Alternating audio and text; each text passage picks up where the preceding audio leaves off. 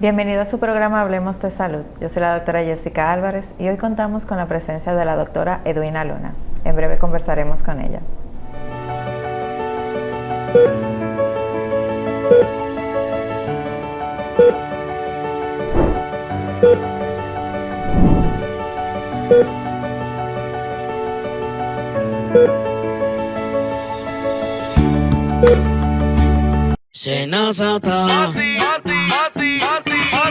Descubre todo lo que puedes hacer con los canales alternos Senasa. Si ingresas a la app Senasa en la opción Servicios, Solicitud, puedes realizar tus preautorizaciones médicas desde cualquier lugar. Y si necesitas verificar el estatus de tu solicitud, también lo puedes hacer desde casa, ya sea en la oficina virtual www.arssenasa.gov.do o desde la app. Senasa, nuestro compromiso es tu salud.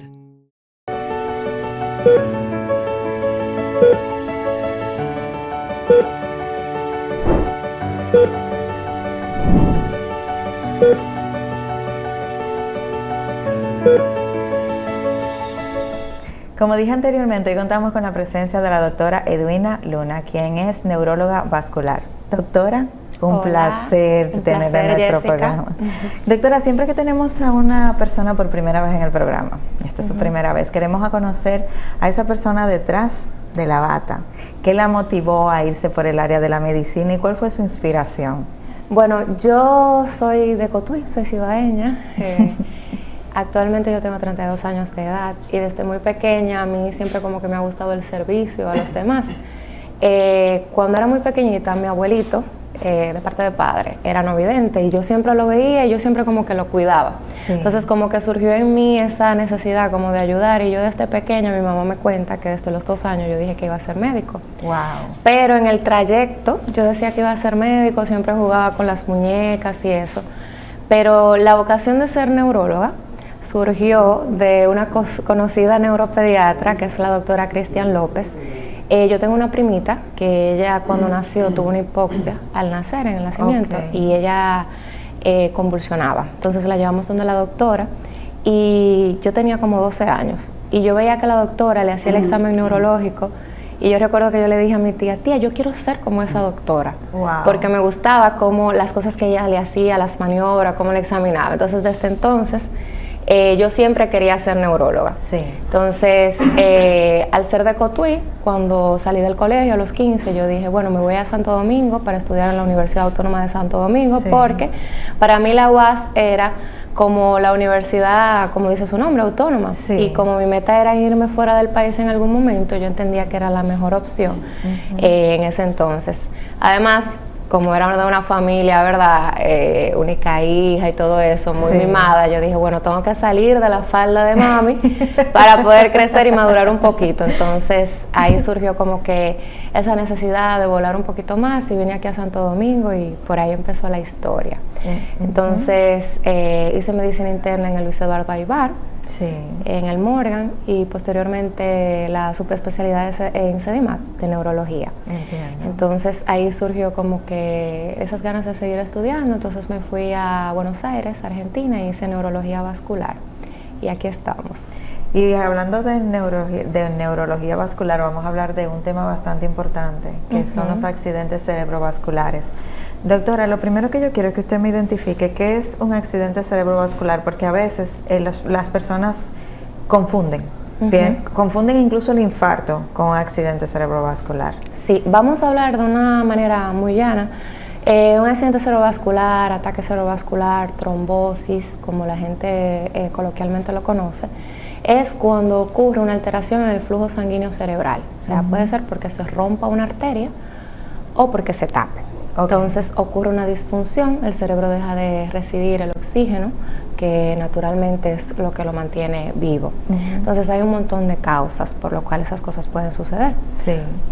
Por ejemplo, para que se rompa la arteria, Puede ser, por ejemplo, que la persona sea hipertensa, que por un aumento de la presión se rompa esa arteria. Pero los factores de riesgos más determinantes son, por ejemplo, el fumar, el sedentarismo, la obesidad, el consumo de drogas, la diabetes y la hipertensión, que son los más predominantes, y la dislipidemia.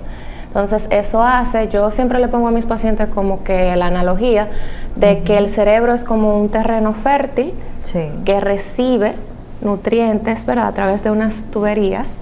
Entonces, las arterias y las venas son como tuberías, entonces cuando esas tuberías se tapan, ya sea porque se ocluye por basura, como por ejemplo el colesterol, entonces ocurre lo que es un ACV isquémico, que es que se tapó la arteria y el terreno deja de recibir ese nutriente, que es el oxígeno.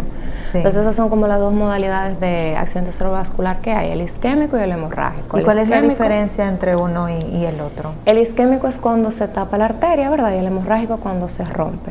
Entonces la diferencia radica también en la sintomatología, que es algo que tenemos que hacer énfasis. El accidente cerebrovascular hemorrágico, por ejemplo, el paciente puede sentir un fuerte dolor de cabeza, un dolor de cabeza muy intenso, usualmente va acompañado de aumento de la presión sanguínea. Y el isquémico, los síntomas son como más variados, porque todo va a depender de la arteria que se ocluya y del territorio que deje de recibir perfusión. Por ejemplo, los pacientes pueden presentar desviación de rasgos faciales, alteración en el lenguaje, debilidad en un brazo, una pierna, calambres, alteración en el equilibrio, pero hay otros que también pueden pasar inadvertidos, dependiendo, valga la redundancia, del lugar que se haya ocluido. Por ejemplo, los accidentes cerebrovasculares de fosa posterior, que es donde está el cerebelo, que comanda lo que es el equilibrio, el paciente puede tener inestabilidad, náuseas, mareos, vómitos y muchas veces, se puede confundir. Entonces hay que tener en cuenta todas estas sintomatologías. Cuando usted tiene un síntoma que usted desconoce, lo correcto es que vaya a un centro de salud lo más rápido posible. Entiendo. Doctora, ¿hay alguna población en específico que está siendo más afectada de ACV actualmente en nuestro país? Mire, se decía que antes eran los pacientes ya mayores de 60 años. Exacto. Pero en la actualidad se ha visto que incluso pacientes jóvenes, yo he tenido niños, de hecho, pacientes de 20 años en adelante. O sea, ya no hay una edad para usted presentar un accidente cerebrovascular. Porque ha cambiado mucho todo en general. Por ejemplo, somos más sedentarios, llevamos una dieta muy desequilibrada, hay causas genéticas también que pueden predisponer a un accidente cerebrovascular. Entonces ya no hay una edad para eso, pero lo más frecuente es que sea ya en pacientes mayores de 50 años, por los factores de riesgo antes mencionados, la hipertensión, la diabetes, la dislipidemia. Pero hay jóvenes que ya son hipertensos, diabéticos, con hiperlipidemia desde muy temprana edad. Entonces todo eso predispone a un accidente cerebrovascular. ¿Y con el ACV ocurriría como con el infarto en jóvenes, que es más peligroso? Porque siempre se ha dicho que los envejecientes son más resistentes a los infartos. ¿Y esto también pasa con los ACV? Sí, porque los pacientes jóvenes no tenemos colaterales como los pacientes ancianos. Las colaterales son como esas arterias, esas venitas que se van desarrollando con el paso del tiempo, que te pueden dar como que soporte, digamos así. Por ejemplo, se te tapa un gran vaso, esas colaterales quedan ahí permeables y pueden perfundir esa área que quedó sin irrigación. Pero los pacientes jóvenes, como somos jóvenes, bueno, yo me incluyo todavía, no tenemos todavía esa formación de arterias por el paso de los años, ¿verdad? Y sí, eso es real, es Entiendo. así. Aparte de las enfermedades sistémicas que ya mencionó, que son la hipertensión y la diabetes, que son predisposición, ¿existen otras también que pudieran predisponer a un ACV? Claro que sí, por ejemplo, en niños la falsemia, hay, por ejemplo, causas estructurales en el corazoncito, que a veces tenemos un foramen oval que no se ha cerrado. Todos nacemos con ese agujerito ahí, pero hay personas a las que no se cierran. Eso te puede predisponer. Arritmias como la fibrilación auricular, que también es algo muy predisponente. El consumo de drogas, las causas genéticas, autoinmunitarias, todo eso te podría predisponer. Sí, ahorita me mencionó también los pacientes fumadores. Y sí, siempre el fumar siempre le hago el énfasis en esta parte porque sabemos que ahora estamos utilizando los vapes, que se supone también. que con un vape ya yo estoy bien porque no estoy fumando. No. Yo quiero que usted me haga esa aclaración. Es lo mismo, es como si tú te fumaras un cigarrillo porque igualmente. hay muchos adolescentes que están consumiendo el vape porque no entienden que no están fumando. Lo que pasa es que el vape, eso aumenta la producción de radicales libres, y esos radicales libres van a esas arterias, las paredes de las arterias, y las dañan igualmente como si fuera la nicotina. Entonces es igual. Es lo mismo, por lo que yo recomiendo que no lo hagan tampoco, sí, porque te predispone de igual manera. La gente entiende que porque no tiene nicotina quizás está ya como que libre de daño, pero no es así. Entiendo. Doctora, ¿qué es prevención para un ACV desde sus inicios? Desde los inicios yo lo que recomiendo es que el paciente tenga una dieta saludable, baja en sal, en azúcar, en grasas, que haga ejercicio, por lo menos 20 minutos todos los días de ejercicio cardiovascular. No es que te vayas al gimnasio y te mate haciendo pesa, no. Por lo menos actividad física diaria, como mínimo 20 a 30 minutos. Se recomienda que por lo menos 3 veces a la semana, pero uno puede por lo menos darle la vuelta a la vereda, a la manzana, 3 veces todos los días.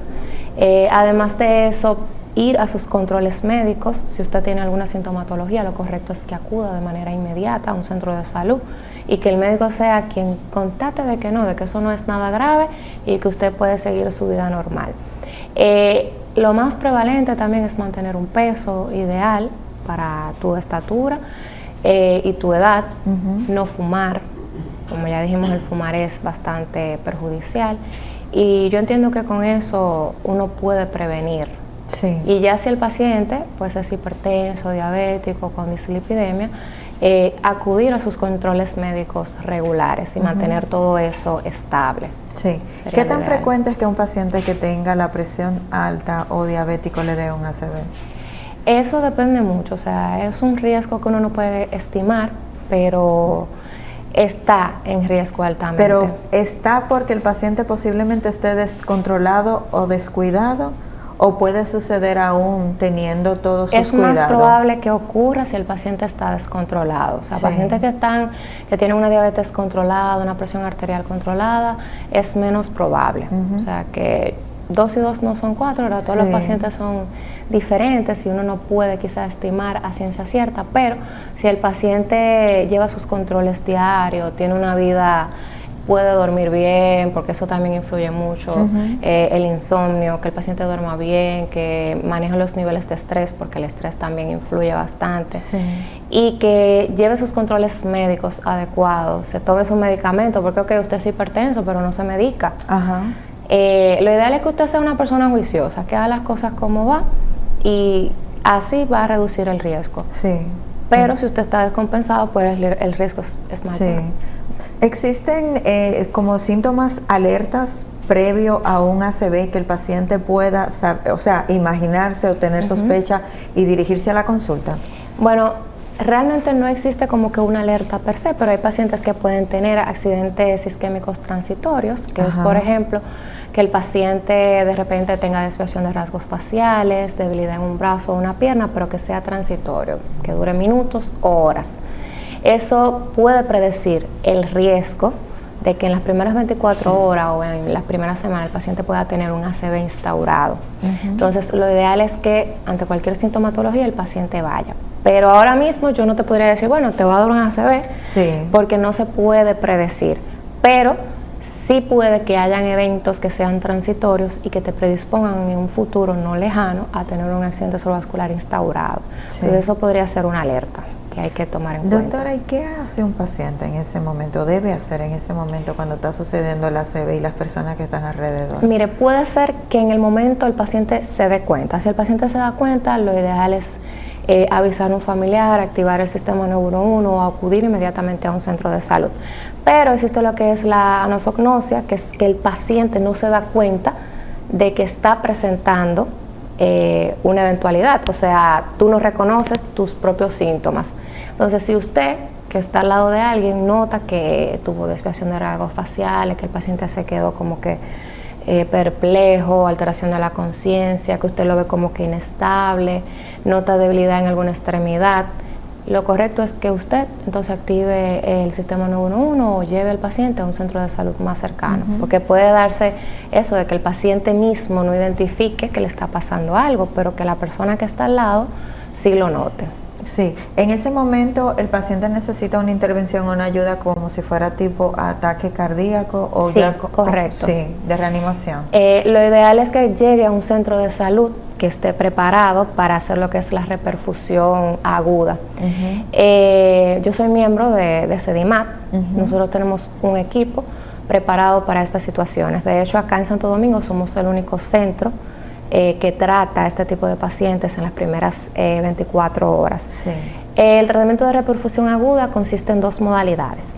Cuando el paciente inicia con la sintomatología, partiendo de ese momento hasta las 4.5 horas, se puede administrar lo que es un trombolítico. Un trombolítico es un fármaco que usted lo inyecta y puede lisar o diluir el trombo que tapó esa arteria. Que solamente se hace en las clínicas y en la emergencia. Exactamente, en este momento en Santo Domingo, no, porque como somos tan creativos. No, ese fármaco creamos que no lo van a encontrar tan fácilmente. Por eso lo especificamos. Exacto, entonces si el paciente llega dentro de las primeras 4.5 horas al centro, y se evalúa y definitivamente el paciente está cursando con un ACV, sí. Se puede, y si el paciente es candidato, claro está, porque hay criterios para poderse administrar el fármaco, se le administra dentro de las primeras 4.5 horas. Es como si fuera, yo tengo un colega que dice que eso es como un plomerito, que se le pone al paciente para como que la cañería. Exactamente lo destapa. Entonces, si el paciente tiene una gran arteria tapada que no se pudo destapar con ese medicamento, entonces se le hace un procedimiento dentro de las primeras 24 horas, que es la trombectomía mecánica. La trombectomía mecánica es prácticamente un cateterismo, se entra por la arteria radial o por la arteria femoral, un catéter que llega hasta el trombo que está ocluyendo la arteria cerebral. También si el paciente es candidato, porque también hay criterios para eso. Sí. Pero lo importante de esto es que hay que saber que esas terapias solamente se realizan en las primeras 4.5 horas a 24 horas. Entiendo. Si usted se quedó en su casa y no fue, bueno, yo me acosté, el brazo lo tenía débil, me levanto mañana y sigo con el brazo débil, ahí es que yo acudo a la emergencia, lamentablemente no vamos a poder hacer nada. Entonces lo ideal es que usted acuda lo más rápido posible a ese centro de salud para poder realizar estas terapias que son hasta ahora las que han sido aprobadas para este tipo de pacientes. Cuando el brazo se siente débil, ¿puede ser cualquiera de los 2 brazos? O sea, generalmente hay un lado que siempre es más afectado. No, puede ser cualquiera, porque todo va a depender de la arteria que se ocluya. Eso es indistinto. ¿Y cómo pudiera una persona en el momento diferenciar que está teniendo un ACV y no está teniendo un ataque cardíaco? Porque a veces se confunden, entonces se le da el tratamiento para una cosa, más no para la otra en el momento, no médico, sino las personas que están alrededor, es un infarto que le está dando y reaccionan al infarto, más no al ACV. Realmente, literalmente hablando, le está dando un infarto porque se le está infartando el cerebro o se le está infartando el corazón, porque un infarto cuando se ocluye, ¿verdad? Un vaso y ese tejido deja de perfundirse. Si es un ataque cardíaco, un infarto al corazón, el paciente va a tener dolor de pecho, se puede tornar sudoroso, o sea, diaforético, puede tener dolor en un brazo, dolor, más no debilidad, náuseas, vómitos. Sin embargo, si es un accidente cerebrovascular, pues el paciente muy rara vez, o sea, yo no creo que el paciente, nunca he visto que presente dolor torácico, a menos de que concomitantemente esté cursando con ambos infartos. El paciente lo que va a presentar son signos de focalidad neurológica, dígase alteración en el habla, desviación de la boca, mirada perdida porque pueden convulsionar, alteración de la conciencia, debilidad en el brazo, o sea, que no lo pueda mover, o incoordinación, calambres. Puede presentar náuseas y vómitos, o sea que habría que hacer un diagnóstico diferencial, pero en el momento lo que hay es que decidir llevarlo a un centro de salud y pues que el médico se encargue de identificar qué le sucede al paciente. Doctor, ¿y qué sucede con ese paciente en el momento? O sea, ¿cuál es, aparte de las facultades que pierden, lo que siempre se preocupa es cómo se va desarrollando? Si tengo una parálisis, quizás, ¿qué va a pasar con eso? ¿Vuelvo a mi estado normal o ya me quedo así? Y también, he entendido que que a veces depende de la parte del cerebro que se ve afectada. Exacto, todo va a depender de la parte del cerebro que se ve afectada, y existe lo que es la plasticidad neuronal, la neuroplasticidad, o sea, las neuronas son muy sabias y pueden hacer nuevas conexiones. Por eso nosotros inmediatamente el paciente tiene un accidente cerebrovascular, iniciamos lo que es la terapia física, la terapia del habla, la terapia de la deglución, para que el paciente pueda volver a tener esas facultades que perdió. Hay muchos pacientes que pueden recuperarse un 100%, incluso luego de la misma terapia trombolítica, en los primeros minutos nosotros vemos cómo el paciente es algo maravilloso. De no mover la pierna, empieza a moverla y vuelve a obtener su función normal. Sí. Pero hay pacientes a los que le cuesta más. Todo eso va a depender del mismo paciente, de la idiosincrasia del paciente. Pero lo correcto es recibir terapia física. Hay pacientes que se recuperan un 100%, hay otros que quedan con ligeras secuelas, dependiendo del territorio afectado, de la cantidad de neuronas que hayan muerto. Pero asimismo, con la terapia el paciente puede recuperar incluso la totalidad. Sí. Pero eso es algo que es indeterminado. O sea, en los primeros 3 meses a 6 meses se ve la máxima recuperación y ya luego del año. Y sí, yo he visto pacientes que si reciben una terapia de reperfusión aguda adecuada, que tienen un seguimiento inmediato y que son llevados bien con su seguimiento médico y que van a la terapia física, del habla y todo, pues se recuperan. Nosotros hemos tenido pacientes incluso que salen con su PEC, con sonda de alimentación por aquí, por el estómago, porque no pueden deglutir, y tú ves que a los 2 meses ya el paciente llega sin la sonda porque empezó a deglutir. O sea, pero eso depende mucho también de la familia, del entorno familiar del paciente, porque el paciente en esos momentos no se puede quizás valer por sí mismo, y el apoyo familiar pues es importante porque son quienes lo guían para ayudarlo con la terapia, con el cuidado en la casa. Entonces todo eso es bastante importante también, que la familia entienda de qué se trata esta patología y acompañen al paciente.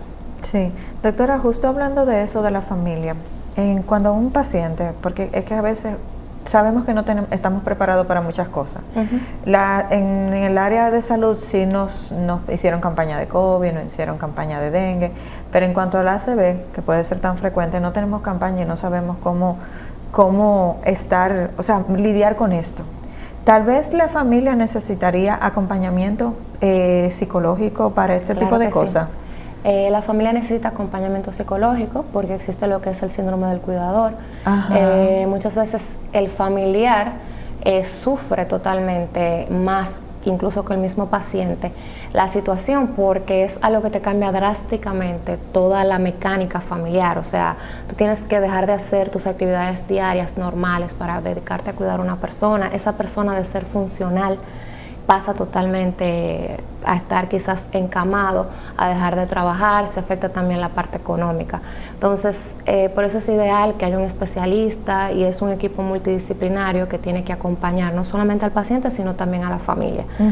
Particularmente yo hago mucho énfasis en eso, en el cuidador, porque a veces el cuidador se te desanima, se te deprime, es bastante complicado. Entonces uno tiene que estar atento no solamente al paciente, sino también al cuidador, porque es como que una sinergia. O sea, el paciente depende del cuidador, pero también el cuidador, si el paciente se va en picada, pues igualmente va por ese mismo sentido. Entonces uno tiene que acompañar no solamente al paciente, sino también al cuidador, y tener en cuenta de que sí, ambos se pueden deprimir. El paciente, desde que sale del hospital, muchas veces sale deprimido porque perdió facultades. Exactamente, usted ser una persona totalmente funcional a pasar a ser alguien totalmente dependiente, pues es muy chocante. Entonces uno siempre se acompaña de psicología o de psiquiatría, pero como usted dice, dejamos de lado al familiar, que es quien está ahí, que tiene que cambiar también todo su estilo de vida.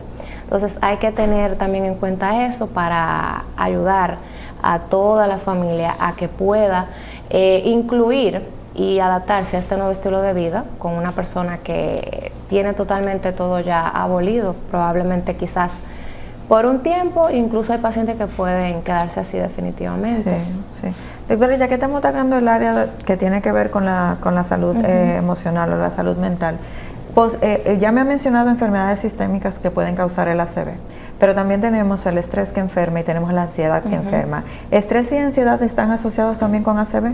Sí, porque el paciente que está estresado no come bien, no hace ejercicio, el paciente que está ansioso no duerme. Entonces todo eso influye en que esa homeostasis interna que uno tiene, que es como ese equilibrio que hace que tu cuerpo funcione de manera normal, se altere. Entonces todo eso produce disminución de la inmunidad, que el paciente eleve el colesterol, el cortisol, las hormonas, y todo eso hace que tú estés predispuesto a presentar cualquier patología, no solamente un ACV. Entonces, ¿qué tan importante es el sueño, ya que me lo acabas de mencionar? Porque muchas veces me mencionan el dormir bien, y yo pienso que esa es una de las cosas que más le quitamos importancia.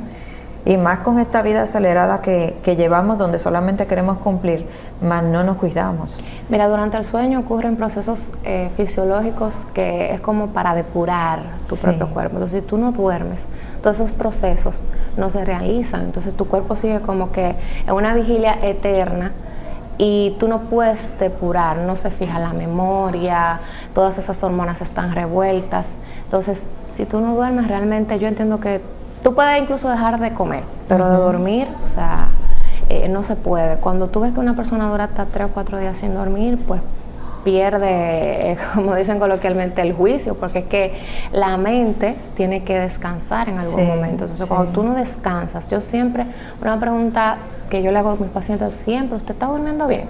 Porque si usted no duerme bien, no importa que yo le ponga todas las pastillas del mundo, que yo le dé todas las recomendaciones del mundo, pero el sueño es para mí lo más importante, porque quien no duerme no descansa, y si tú no descansas, todas las funciones de tu cuerpo no se pueden integrar y reiniciar de manera adecuada.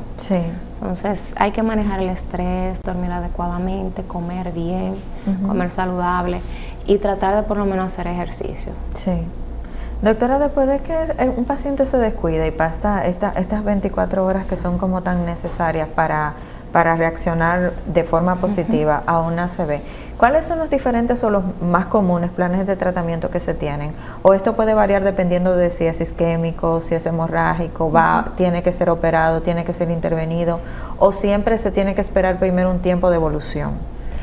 Todo va a depender, como usted bien dijo, de si es isquémico o si es hemorrágico. Por ejemplo, los pacientes con un ACV isquémico hay que buscar la etiología, la causa de por qué ocurrió. O sea, a veces son muy evidentes. Bueno, el paciente es hipertenso, es diabético, es dislipidémico, tiene placas de colesterol en las carótidas, probablemente esa sea la etiología.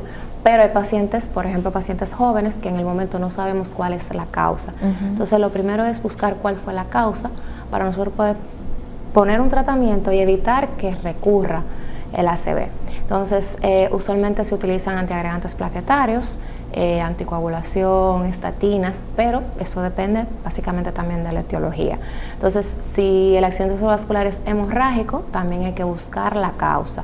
Fue porque se te rompió un aneurisma, fue porque tenías la presión arterial muy alta, para entonces nosotros manejar esa causa y evitar que recurra. O sea que sí, que el tratamiento es diferente para cada causa y para cada paciente. Si pasaron las 24 horas, igualmente acérquese a un centro de salud, porque hay que buscar la causa y tratarla para que no le vuelva a ocurrir. Y guiarlo pues en los siguientes pasos de lo que es la terapia para que el paciente pueda volver a recuperar sus funciones. Sí, entiendo. En pacientes que tienen los tumores cerebrales, ¿hay una predisposición para el ACV? ¿O no necesariamente? No necesariamente. Sí. Quizás el paciente se encuentre en un estado protrombótico, porque todas las neoplasias alteran el medio interno, y eso te podría predisponer, pero no. Entiendo. Doctora, entonces luego de este tratamiento, supongamos que tiene un paciente que ya lo tuvieron que intervenir o no, ¿qué es lo que viene? ¿Cómo es la calidad de vida de esta persona? La calidad de vida pues merma bastante, porque como mencionamos, el paciente, de ser una persona totalmente funcional, puede llegar a estar totalmente incapacitado y dependiente de otra persona para que le haga todo. Pero lo que uno busca es guiar para que el paciente aproveche de la mejor manera la terapia física, si quedó con alguna alteración del habla, la terapia del habla, la terapia de la deglución, para tratar de que ese paciente vuelva a ser funcional. No en todos los pacientes se logra, pero en la mayoría sí, si reciben realmente una guía y un tratamiento adecuado. Yo digo que es vivir el día a día, no desesperarse, porque hay pacientes que creen que van a salir del hospital corriendo y muchas veces eso es imposible, no llega a ser así. Entonces hay que tratar de que día a día ese paciente y ese familiar entienda de que es un proceso, pero con la constancia se puede llegar a tener un resultado bastante óptimo. Entiendo. Doctora, lastimosamente debemos irnos a la pausa, no sin antes dejarla con una pregunta para cuando regresemos. ¿Qué tan peligrosa es la automedicación y el ACV? Porque sabemos que tenemos muchos medicamentos asequibles sin receta y quizás algún medicamento de estos pueda causarnos un ACV. En breve regresamos con su programa Hablemos de Salud.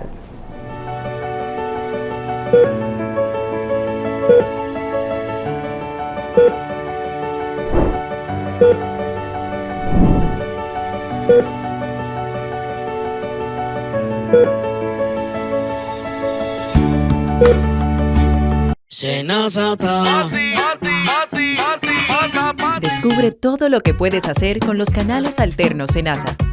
Si ingresas a la app Senasa en la opción Servicios, Solicitud, puedes realizar tus preautorizaciones médicas desde cualquier lugar.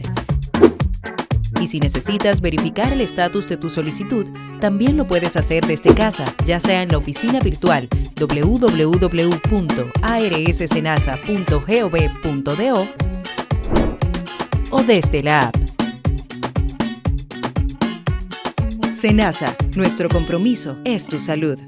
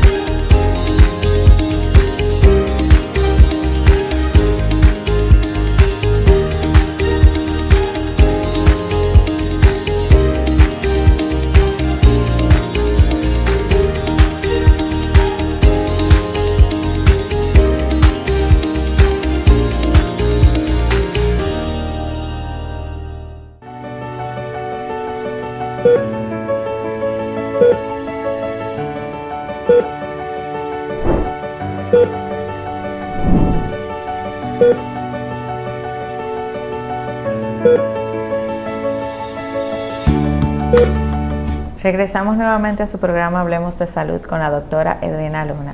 Doctora, nos quedamos con la pregunta de la medicación, porque sabemos que somos una población que tenemos muchísimos medicamentos a la mano. Incluso hay personas que se toman los medicamentos por si acaso. O sea, déjame prevenir bebiéndome esto, porque quizá me va a doler el estómago. Mira, eso es algo que pasa casi todos los días. Sí. Bueno, doctora, yo vi que se le torció la boca y yo le di una aspirina. Totalmente. Eso es un problema porque puede ser que el ACV sea hemorrágico y tú le diste una aspirina, tú vas a hacer que el paciente sangre más, porque en el momento tú quizás no puedes distinguir si fue un ACV hemorrágico o isquémico hasta que tú no le haces la tomografía. Totalmente. Entonces, lo recomendable es que no se automediquen, porque hay fármacos, como usted dijo, que pueden empeorar el cuadro del paciente. Entonces, el paciente es hipertenso y muchas veces le dicen, bueno, doctora, mire, yo vi que se puso así, entonces yo fui y le di una de las pastillas de la presión otra vez, por si acaso era la presión que se le estaba subiendo. Sí. Pero eso es contraproducente porque muchas veces quizá el paciente hipotensándose que está y tú le diste otra pastilla que lo va a hipotensar más. Totalmente. Entonces, no se deben de automedicar. Lo correcto es que usted vaya inmediatamente a un centro de salud y que el médico sea que decida cuál es la terapia que se le va a dar. Sí. Y con el día a día hay pacientes que se toman para un dolor de cabeza un antibiótico. Totalmente. O sea, no, eso no tiene que ver una cosa con la otra. Pero lo grande es que se le quite el dolor de cabeza porque eso actúa como placebo. O sea, la mente es tan poderosa que te quita el dolor de cabeza. Y entonces tú crees que sí, que funciona y tú se lo recomiendas al vecino. Pero no es lo ideal. O sea, no se automedique, por favor. Y en el caso de cuando estamos utilizando sustancias, quizás esos pacientes que van al gimnasio y están ingiriendo ese tipo de no son medicamentos ya, como porque un pre-workout, exactamente, para esto es como cosas de cafeína que son muy fuertes. ¿Qué tanto esto puede ser contraproducente para una ACV? Son taquicardizantes, o sea, te pueden predisponer a arritmias y las arritmias te predisponen a tener ACV. ¿Por qué? Porque cuando tú tienes una arritmia el corazón late de manera inadecuada. Entonces, imagínate que el corazón es como una turbina que tú tienes dentro del agua y está late. ¿Qué pasa con el agua? hace muchas burbujas. Entonces esas burbujas son los trombos, émbolos que viajan al cerebro, ¡pap!, y ocluyen la arteria. Te predisponen a un ACV. Entonces, cero bebidas energizantes, los pre-workout, todo eso. O sea, si usted no se hizo un chequeo médico previo, no se lo tome, porque lo puede predisponer a hacer arritmias y entonces, por consiguiente, un ACV, que se han dado muchos casos. Sí, hemos hablado de las causas genéticas muy poquito y quería entrar en esta parte. ¿Cuáles generalmente o en nuestro país son esas causas más genéticas más comunes que dan predisposición al ACV? Bueno, las causas genéticas usualmente se ven más en niños, pero hay pacientes que pueden tener alteraciones de la coagulación, por ejemplo, una mutación del factor 5 de Leiden, tener disminución de la proteína C, de la proteína S, que son todas esas causas genéticas que se ven principalmente en pacientes jóvenes. O sea, esas son las más frecuentes aquí que yo he podido identificar, y son causas raras. O sea, luego de que tú identificas que el paciente no tiene una de las causas comunes, entonces tú empiezas a buscar ya causas más poco frecuentes, usualmente en pacientes jóvenes que no tienen como que una causa evidente del motivo del ACV. Y también, por ejemplo, la falsemia, que suele heredarse en los niños, es bastante... En el caso de la falsemia, ¿si tiene la enfermedad o le puede pasar a un portador? Si tiene la enfermedad, más que nada, porque los glóbulos rojos se deforman y entonces tapan el vaso, pero el portador no tiene. Se lo pregunto porque sabe que tenemos una cantidad muy amplia de portadores y ahorita se me le llena la consulta de los portadores. No, los portadores no, a menos de que usted tenga realmente algún síntoma o algo, pero usualmente los niños que son falsémicos, ya que tienen la enfermedad instaurada. Y en el caso de los niños, entonces, ¿cómo se le hace una reestructuración en su vida? Me refiero a alimentación, ejercicio, deporte, porque ya que tienen esa predisposición tan fuerte, entonces hay una reestructuración para evitar el ACV, o no necesariamente que hagan este cambio le ayude con la calidad de vida para evitarlo. Sí, definitivamente ayuda, porque usted sabe que todo tiene que ser como que un equilibrio, pero lo principal es tratar la enfermedad, que tenga un seguimiento adecuado por su pediatra, por su hematólogo, y mantener esa falsemia, digamos que óptima. Pero sí, hay que hacer también cambio en el estilo de vida. Doctora, ya vamos a entrar como en la parte engorrosa a la que casi nadie le gusta hablar. Cuando ya un ACV no tiene retorno a una vida normal, ¿qué suele suceder? Que ya este paciente quizás no vuelva a hablar, no vuelva a poderse mover. ¿Cuándo es que llega Bueno, eso ocurre cuando el paciente tiene, por ejemplo, oclusión de un gran vaso que se infarta una gran parte del cerebro. Si no recibe la terapia adecuada en las primeras horas, en las primeras 24 horas, pues ese vaso se ocluye y todo ese tejido se infarta. Entonces ahí es más difícil que tú puedas recuperar esas funciones. Por ejemplo, si se ocluye la carótida o la cerebral media, el tejido es bastante amplio, ese cerebro se va a edematizar y el cráneo es como una bóveda, o sea, el cráneo no expande. Entonces, si el cerebro se hincha, pues lamentablemente ocurre la muerte si no se interviene el paciente, si no se hace una hemicraniectomía, y el paciente puede llegar a la muerte. Y si queda vivo, pues queda con secuelas muy importantes porque tiene la mitad del cerebro infartada. Esos son los casos como que más aparatosos y más complicados en el sentido de la recuperación. Sí. ¿Y qué tan común están sucediendo, doctor? Es bastante común. O sea, de aproximadamente 5 pacientes que te llegan, 3 son gran vaso. Por ejemplo, nosotros en CEDIMAT en el año 2024 tuvimos 264 pacientes con ACV. Tú te sorprendes y tú dices, wow, pero para mí son pocos, porque no todos llegan allá. Hay muchos pacientes que no tienen la oportunidad de recibir la terapia. Por ejemplo, de esos 264 pacientes, solamente 41 recibió la terapia de reperfusión aguda, dígase el trombolítico o la trombectomía mecánica. Porque hubo una reacción inmediata con esos pacientes. Exacto, esos fueron los que llegaron a tiempo para recibirlo. Pero estamos hablando que 100 y pico de pacientes, el resto, no llegó a tiempo o quizás no era candidato. Lo más frecuente es que no llegan a tiempo. Entonces eso es algo alarmante. Entonces, para mí también alarmante es que en nuestro país, voy a utilizar este medio para expresar ese sentimiento, solamente, por ejemplo, aquí en Santo Domingo, CEDIMAT sea el único centro donde nosotros podamos realizar este tipo de terapia. Sí. En Santiago también hay varios centros más, pero este es un país es pequeño, pero a la vez yo diría que tiene una gran población. Entonces, ¿cómo es posible que tú te encuentres, por ejemplo, en Punta Cana, en Higüey o en el sur del país y que tú no tengas la oportunidad de recibir este tipo de tratamiento? Sí. Entonces, a mí eso fue algo que me motivó bastante para irme y estudiar esto, porque yo decía, bueno, si a mi mamá le da un ACV en Cotuí, ¿qué va a pasar? Se va a quedar en lo que la ambulancia la trae. ¿Qué tan vital sería eso, ese tiempo perdido? Son 2 horas perdidas.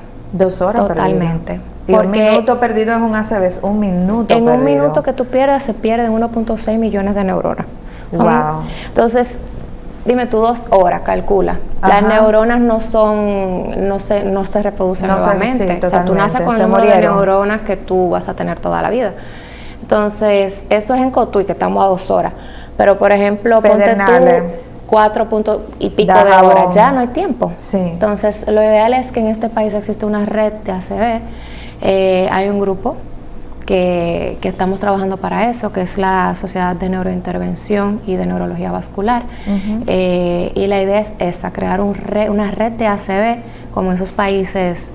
Hay muchísimos países tercermundistas que tienen este tipo de redes, entonces nosotros podemos replicar esta red de ACV y que no importa que tú estés en Neiva, donde sea, y tú puedas tener acceso. Doctora, pero algo muy importante, usted me está mencionando que Sedima es el único, o sea, el único que tiene este servicio. Acá en Santo Domingo, pero estamos hablando en el sector privado. En el sector público pasa no exacta. Oh, Dios mío. O sea, entonces, que Sedima es el único a nivel privado y a nivel público. Exacto, pero tú sabes que en Sedima, o sea, tú tienes que tener un seguro médico. Sí, totalmente. Y no necesariamente teniendo el seguro médico, eso te garantiza que te podríamos dar la terapia, porque probablemente tu seguro no lo cubre. Un frasco de Alteplasa, por ejemplo, que es uno de los trombolíticos, cuesta hasta 90,000 pesos. Sí. Entonces, creo que los que tienen pacientes con falsemia y con ese tipo de cosas bregan mucho con este tipo de medicamentos que son de muy alto costo. Entonces, actualmente estamos tratando de hablar con la CISARRIL, las ARS, para que estas terapias se incluyan y que el paciente desde que llegue pueda tener acceso a ellas. Pero esto es algo de salud pública, o sea, el gobierno debería de garantizar que todos los dominicanos podamos recibir este tipo de terapias. Pero hay otra parte que no se está viendo, que vamos a aplatanarlo, como quien dice. Posiblemente el medicamento sea caro, pero te regrese tu calidad de vida. Exactamente. ¿Qué va a pasar si realmente la trombosis me llevó a un estado vegetativo? O sea, ¿qué tanto gano pierdo? Exactamente. El gobierno dominicano pierde más, porque un paciente de esos te deja de trabajar, te deja de percibir. Exactamente. Son millones y el tiempo que dura en su calidad de vida o en su vida, o vivo.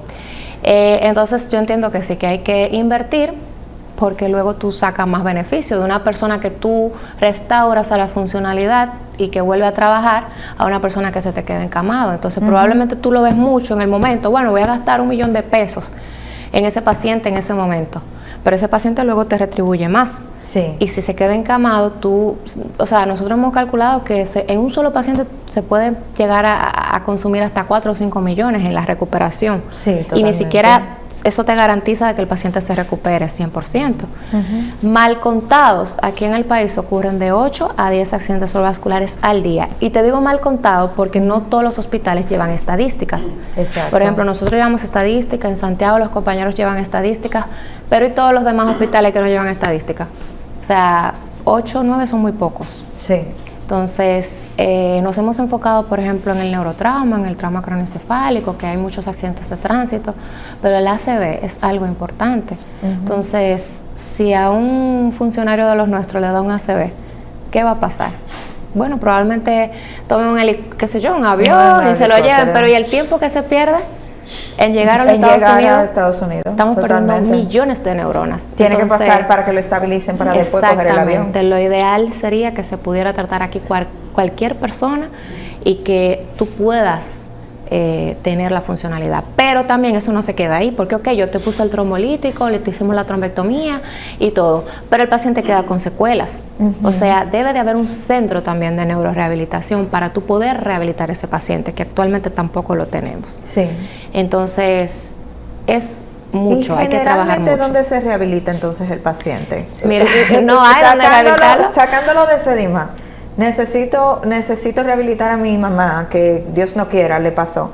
¿Qué hago entonces? O sea, no tengo los recursos. Te lo llevas a la casa y bueno, pues tú lo llevas a un centro de terapia como tú puedas. Ajá. O contratas a alguien que vaya a la casa a darte terapia. Actualmente esa es la modalidad. Doctora, y hay pacientes que, por ejemplo, tienen varias secuelas de ACV. O sea, no necesariamente le da uno, sino que ya esto se vuelve una constante. ¿Y qué pasa con estos pacientes, doctora? Se van quedando secuelados y vuelve y te repite, porque quizás no tienen para pagar una terapia. Entonces te vas quedando ahí con la secuela, porque a lo mejor tampoco tuviste para seguir la investigación y saber por qué te ocurrió el ACV y que te dieran un tratamiento de prevención secundaria oportuna. Entonces hay muchas cosas en las que hay que trabajar en nuestro país, lamentablemente. Wow. Y el personal, bueno, aquí me van a acribillar con esta pregunta. El personal que tiene que trabajar en esas 24 horas o en ese movimiento de llevar a mi paciente, llevar a mi familiar de donde está a la emergencia, ¿sabe manejar el paciente? Nosotros para que llegue en estados trabajando también con el sistema 911 y le vamos a dar capacitaciones, ya se han impartido algunas, justamente para trabajar en esa parte, porque también el mismo personal de salud muchas veces desconoce los signos y síntomas y a dónde llevar al paciente. Pero se va a trabajar en todo eso. Esperamos recibir realmente el apoyo para poder hacerlo, porque actualmente solamente en el centro pues todo el personal está capacitado, pero como tú bien dices, hay que capacitar también a la parte premédica o a los paramédicos, al sistema 911, pero estamos trabajando en eso y lo ideal es que no solamente el médico, el paramédico, toda la población conozca. Justo iba a caer en eso, pero usted me está hablando de niños y entonces en los colegios o en las escuelas. Nosotros tenemos ahora el plan de ir a las universidades, a los colegios. Somos pocos, pero la idea es que se replique la información para que toda la población conozca. Por ejemplo, yo me formé en Argentina y allá todo el mundo sabe lo que es un ACV.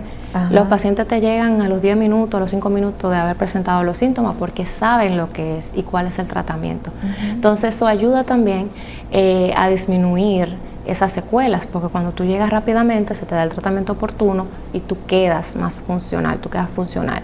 Entonces la meta es esa, que la población conozca los signos y síntomas de un accidente cerebrovascular y que acude inmediatamente a un centro de salud y pues hacer una red de ACV que donde quiera que tú te encuentres en el país tú puedas recibir el tratamiento ideal, pero para eso necesitamos realmente ayuda de nuestras autoridades.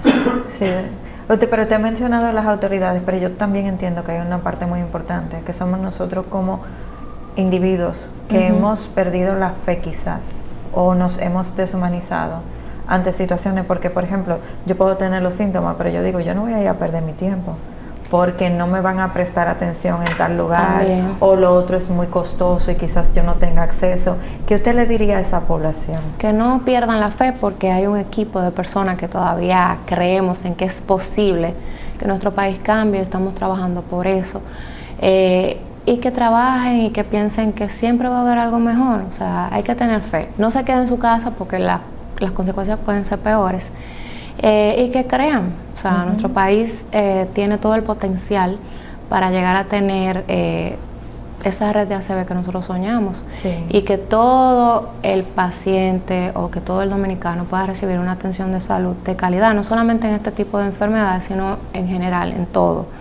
Y trabajar sin cansarse, porque aunque sean 20 o 30 años, yo pienso que por lo menos mis nietos van a tener exactamente otro tipo de calidad de vida en cuanto a salud se refiere. Sí. Doctor, ¿y cuál es el escalón inmediato que tiene? Aparte de lo que me ha mencionado de ir a las universidades, porque me imagino que ustedes tienen estos escalones para ir expandiendo, que se conozca esta forma, que no es prevención, pero sí es ayuda inmediata, vital. Bueno, ahora estamos haciendo este tipo de campañas, replicando lo que son los signos, los síntomas para que los pacientes los conozcan y esas campañas publicitarias inicialmente, y ya luego entonces hacer charlas se hacen todos los años. Por ejemplo, el año pasado, el 29 de octubre, que es el Día Mundial del Accidente Cerebrovascular, se hizo una caminata con Fundase, que es la Fundación para Pacientes con Accidente Cerebrovascular, que lidera el periodista Félix Vinicio Lora. Se hizo una caminata muy bonita en el Parque Iberoamericano, donde dimos charlas, hubieron diferentes especialistas y compartimos con los pacientes y toda la población. En Santiago se hicieron 5K de personas caminando, corriendo, también dimos charlas. Y todo eso se hace de manera constante, o sea, de manera tanto educativa para los médicos y para la misma población, porque, como bien hemos hablado en todo el programa, es prevención, evitar que te pase.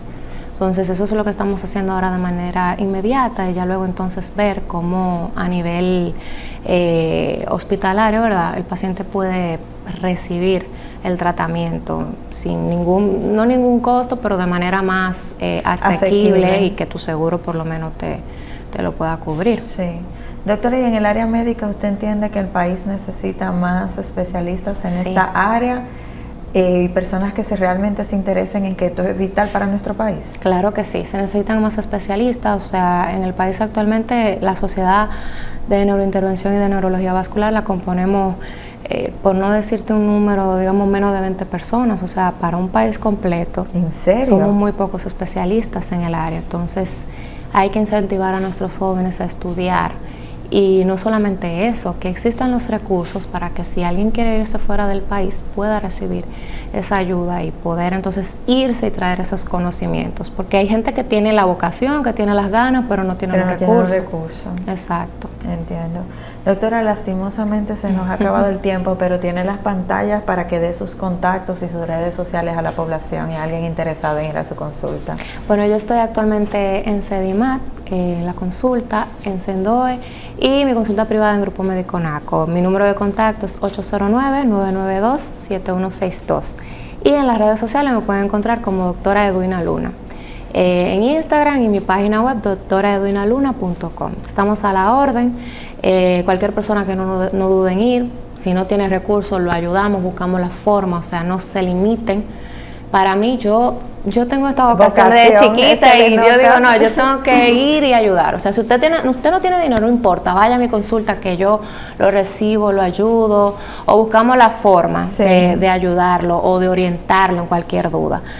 Yo soy muy accesible, me pueden escribir por Instagram, por el número de teléfono 809-992-7162. Yo respondo a todas mis redes sociales y estamos a la orden para cualquier duda, cualquier necesidad. Yo también voy a Cotuí, o sea que si hay personas que están en el Cibao, pueden ir a Cotuí los sábados. Y le buscamos la forma, porque la idea es de que todos podamos tener acceso a la salud en general. Bueno, doctora, de verdad que ha sido un gusto tenerla en nuestro programa y siempre está a la orden para estos pasos que espero en Dios continúe dando para que el sistema cambie de forma positiva en cuanto a la ACV. Esto ha sido todo por hoy en su programa Hablemos de Salud y hasta un próximo encuentro. Se despide Jessica Álvarez.